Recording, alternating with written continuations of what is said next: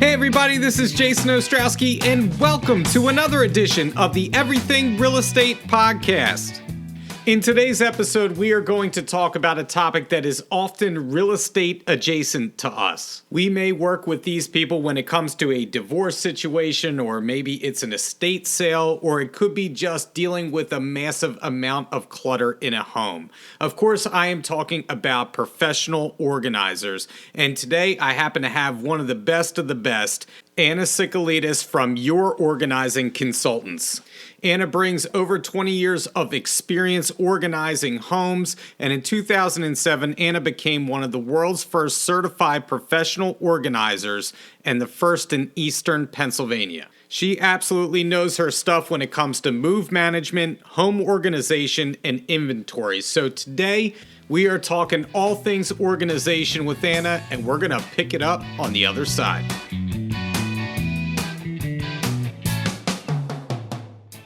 All right, Anna, it is a true pleasure to have you here. And I want to start out by saying that I am completely fascinated by someone like yourself. I'm fascinated because I am often the antithesis of what you try to cultivate, all right, which is organization.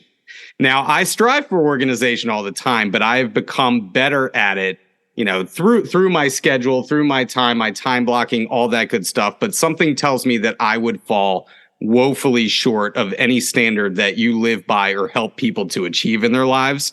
So you're so good at organization that you became one of the world's first certified professional organizers. And that's pretty amazing.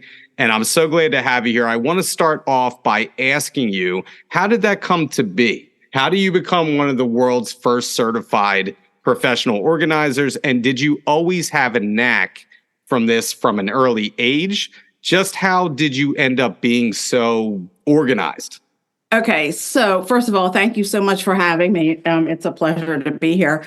I became one of the first. I belong to a professional association, the National Association of Productivity and Organization Professionals, and they started a certification program. It was something that we asked for a long time, and finally they did it, and it's a real professional program with all the background legal stuff to make it a stand-up program. And when they offered the certification, I jumped on it. I wanted to be one of the first persons in my area to do it because, I mean, it is a good marketing technique. What it also did was it led a lot of other organizers in this area, to also get their certification. So that may actually up-level, a lot of the organizers in the area. And in terms of organization, my thing for organization is to be able to find what you want when you need it. Does everything have to be like a magazine? No, nobody lives like that. So I'm going to give you credit because I'm sure you deserve more credit than you're giving yourself. Not much more, if any, I will tell you. But, reading about you online and going to your website, seeing what you do, you help so many people with so many organization projects. The scope of what you do is pretty amazing. And so sometimes very difficult projects, move management, home organization, inventories. I'd like to start with move management first and then move on to the other two. And there are all kinds of subcategories that fall beneath these three pillars that you have on your website. So what subcategories will fall under move management, and what can you do to help your clients through the always difficult process of moving? Because that is priority number one a lot of times for us. Right. So we become partners. We become the agent's partner and we become the client's partner. We want to be there for them. We want to make the experience as wonderful as it can be for someone who's going through a stressful time. And we also want to we want to shine to the agent. We want to help the agent shine. So move management is, you have seniors who are moving. You have just, average people moving from, one home to another. And then you also have we work with a lot of very complicated moves where there are a lot of moving parts. It's truly project management. So that's basically our three buckets. One thing that we always talk about as agents, that difficult situations for us may be, and you and I talked about this off camera, is like an estate situation. Right. Can you talk a little bit about the process? Just go through the process with me about, let's say I have an estate. What are you focused on first? What are you focused on doing to get things from A to B? How do you go about that process? So it really depends on the goals of the executors or the heirs, because some of them want to just get rid of everything, or some of them, cherry pick the few things that they want, and then they want help getting rid of everything else. And we will do everything until the door is closed and there's nothing left in the house. And sometimes we work with heirs that we have to split stuff up. We have to send things to different parts of the country. And then there's very different ways to work with all of them. Some people, we need to do a big like spreadsheet or use a program to put everything on it so that everybody can choose what they want, and then, go over it and get everything ready and actually execute. And some people you'll use FaceTime or you'll use Dropbox, and to help people. And sometimes the people are there actually with you. So it depends on the situation. We tailor our process to what the goals and needs of the people are that we're working with. And we have that ability. Do you have the same standard process or processes when you start with a client? Do you still follow the same procedures? Like, is there a place, a start and a finish for you, and going through point A, point B, point C? Like, do you have an organization to your actual process, or is it just completely situational dependent, I guess is what I'm asking.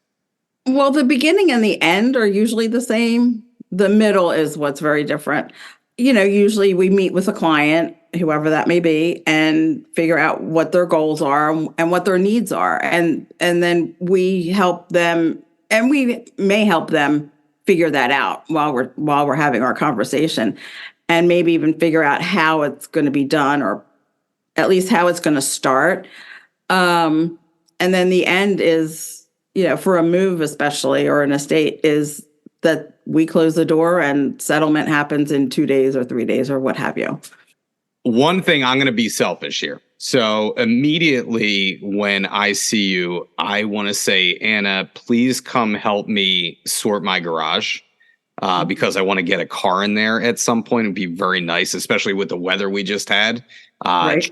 Tree limbs falling everywhere. I want to get my car in my garage. So with home organization, what do you do to help people find their way out of home organization hell? Like how can you, what kind of things do you focus on with home organization? What's your bread and butter when it comes to that?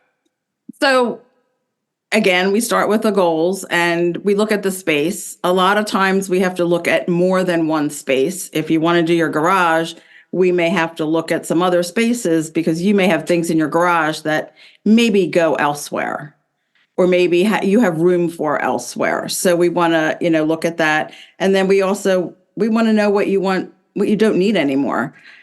I can't tell you how many garages I've been in that people have these riding lawnmowers and all these gardening tools, and maybe they need a rake because they don't garden, and they have people that come and do that for them.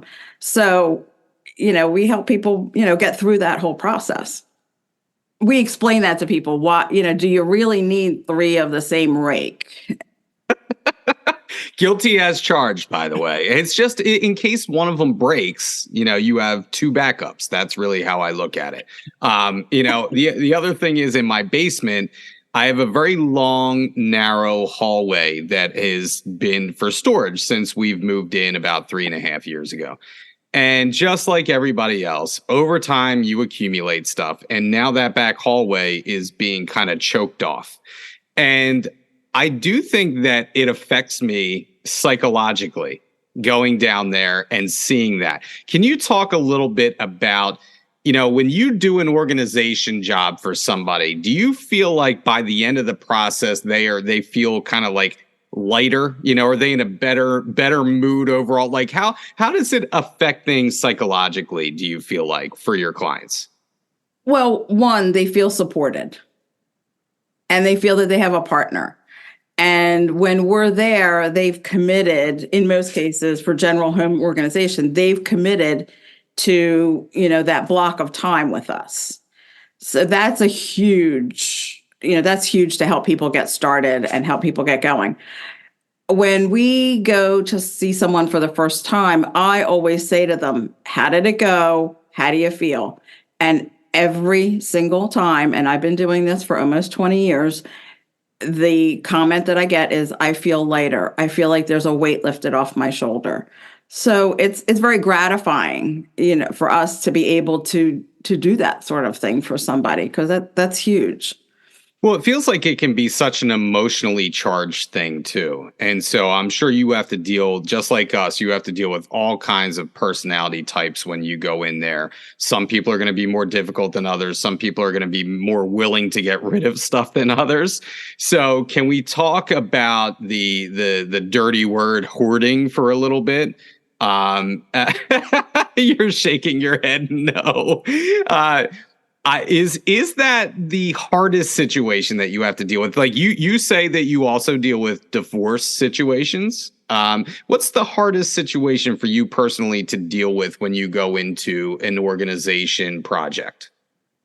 So I will tell you that we don't work with hoarders, or people. The term is people who hoard, because we don't want to label people negatively. And the reason for that is because it takes a lot of training, and it takes a lot of patience, and it's exhausting. And then I had created these, rules for, I will accept somebody if they have, family support, if they are working with a psychologist and will allow me access to that psychologist, if they're on medication, and they really have the desire. And it's really hard to find all four of those things. And I learned that very early in my career, that it probably isn't the best thing for me, the best kind of project. But there are people that I can refer clients who hoard to. And I feel for these people, because it's very difficult. And I know they don't love the situation that they're in. Did I answer the question? Yeah, no, you absolutely did. I think, I know that's a very hard situation. I have known somebody who has been in that situation. Right. It's incredibly difficult. Okay. And I understand, it may go beyond the scope where you want to be. So what would you say then is your kind of hardest project? Like, is there something where you get a call on your phone and you're like, oh boy, now I may be willing to take this on, but it's not my favorite project? Usually that's personality driven. Like, we like the challenges. I mean, I had a call from somebody who I moved in 2005, called me last summer, and it was a hard move. It was a really hard move. But the person is lovely and appreciative, and they're not hard to work with. They're easy to work with. And I was like, yeah, you are my favorite client. I loved your project.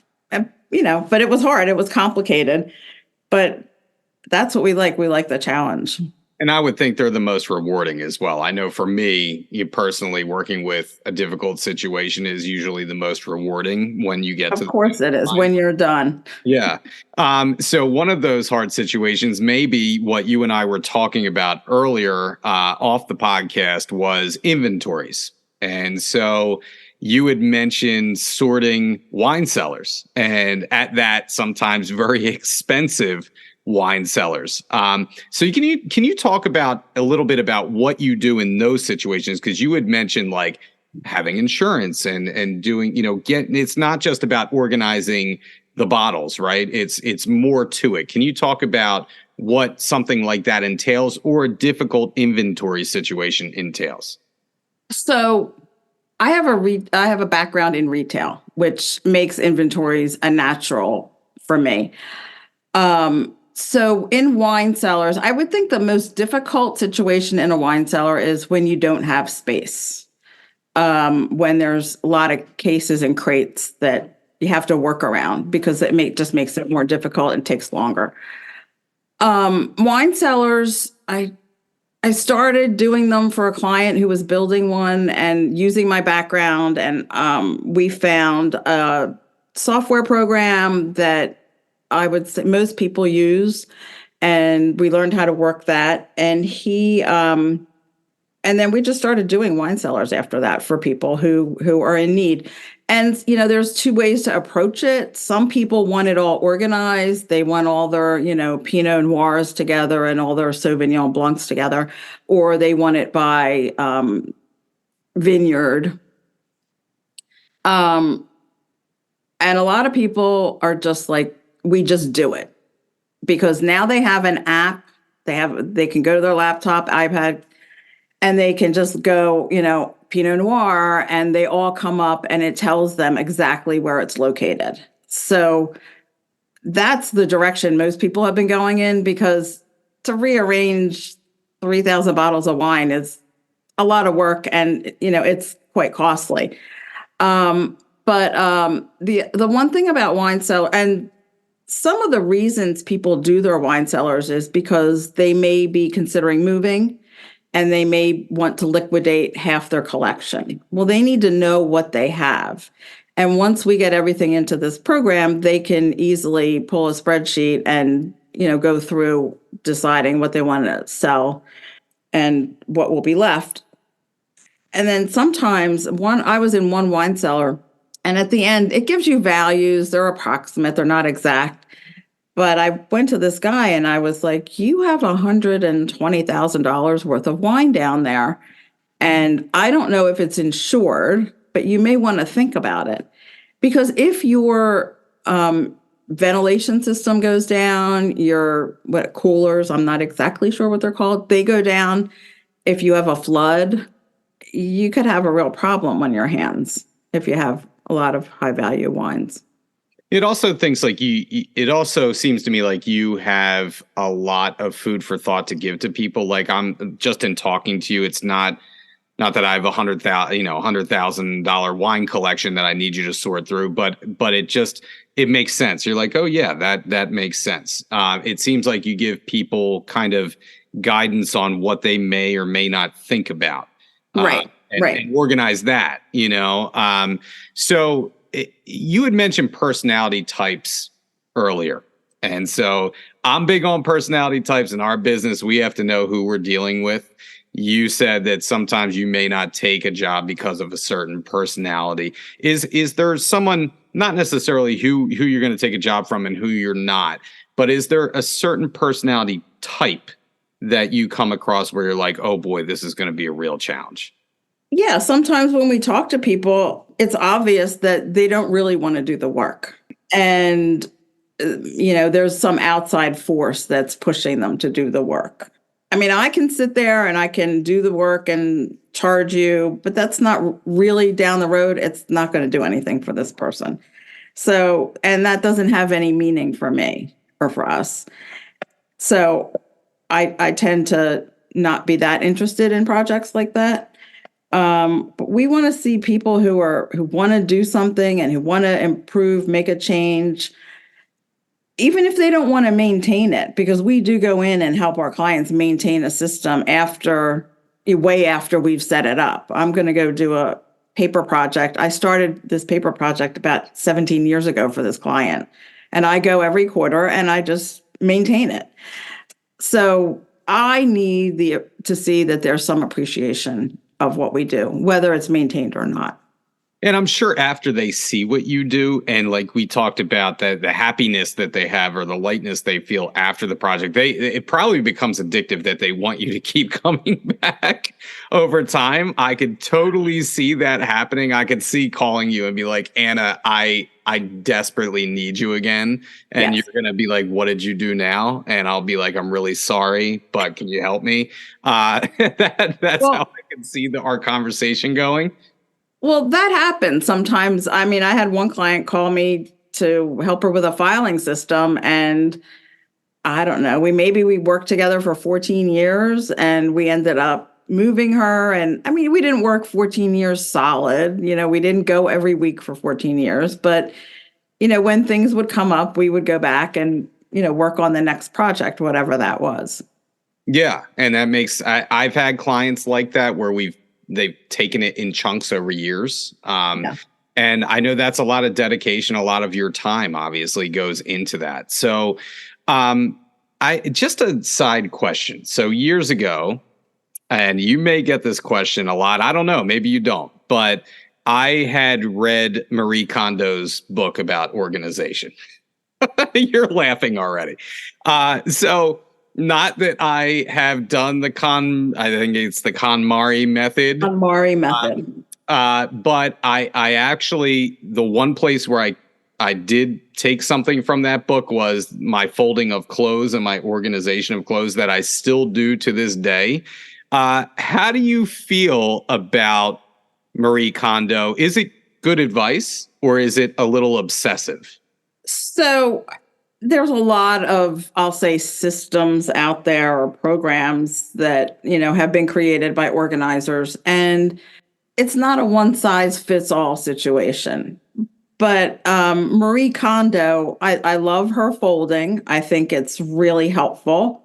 I love her, does it bring you joy? I think that's a very helpful way for people to make decisions on items that they may have a little bit of resistance on getting rid of. But I think that's very helpful because it's good. I want people to be joyous, even when we're done or while we're working together. So, I like that part of it. Her method of, starting with one thing and then going to the next thing. And it seems to me, it seems rigid.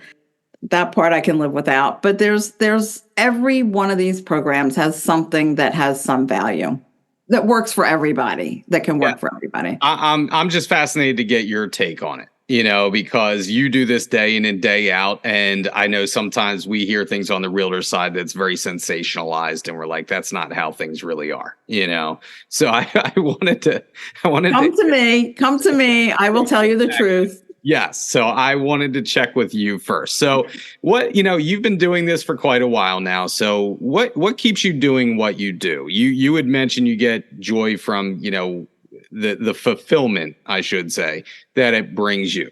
So what joy do you get from helping others organize? Like, organization is a tough job. Like that's a very systematic, very analytical. I'm sure it can be very weighing on you when you see a project in front of you that is going to take a long time. Seems very daunting. So what keeps you doing it? I feel that the work is very rewarding. I forget my fulfillment. It's amazing to see clients and how organization can change them. I've seen people who will get in there, will start working. Next thing you know, they're going to Weight Watchers, or they're going to the gym, or they've lost 30 pounds, or they now have a boyfriend, or they got a new job. And these things, helping them get unstuck, can help them, if they drive themselves to make real changes. So that's kind of priceless. Yeah, it's just like us. And I always think of what you do as kind of real estate adjacent, right? Because Absolutely. We're going to cross paths a lot. Is there something in the future, one thing that I had seen on your website again is digital organization. Is there something that's fairly new to your industry that you're taking on, kind of something like that, or maybe it's tech driven, or something that is new to what you do that you offer clients? Because I was kind of surprised to see you do that digital organization. My Gmail is a hot mess. I'm going to tell you, I'm surprised they have the bandwidth to even Google to cover how many emails that I have in my inbox right now. So, is there something that's kind of new and intriguing, I guess, on the organization side that you do at this point? I think that and photo organizing are new. A lot of the security type things that come with our devices is new, and there's a lot of because technology is constantly changing, so we need to be constantly changing. But the photo organization and making photo books and making videos, and helping people clean up their computers, I think that with the way things are now, the way we're searching by keywords, that maybe organization isn't super important to a lot of people. I think for some people it's really important, but because you can keyword, I think that the level of organization doesn't have to be as crazy as it was, as we thought it had to be before that. And you can't possibly have more than 30,000 emails. You know what? I haven't checked my exact amount, but years ago, I'll just tell you this little story. So years ago, I used to have very organized email because I was selling new construction back in like 2008, 2009, 2010. And if you recall, the market had crashed, and there was nobody coming in the showroom. So that helped me stay on top of my Gmail. I would sit there and delete thousands of emails because that's all there was to do all day. Nobody was coming through the door. Now I feel like I just don't have time to do that, and I should make time. But it's embarrassing how many outstanding emails I have in my inbox right now. So when I saw you do digital organization, I was like, wow, that's going above and beyond. I didn't even know somebody was out there that could do that kind of thing for me. I think really now we have to be just doing a lot of deleting, because I was looking and I was searching for something, and I'm finding documents from 2004. Yeah. That have absolutely no value and no relevancy to anything anymore. So, because we can just keep adding and adding and adding, that, I think that finding a lot of that unneeded stuff and eliminating that is helpful. And I did open a laptop the other day. Somebody had 32,000 emails. My God. All right. Well, at least I know there's somebody out there worse than I am. So that's encouraging. Most of them unopened. Oh, God, that's terrible.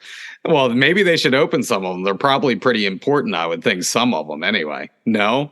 No, but now, Google and Apple Mail make it easy for you to unsubscribe.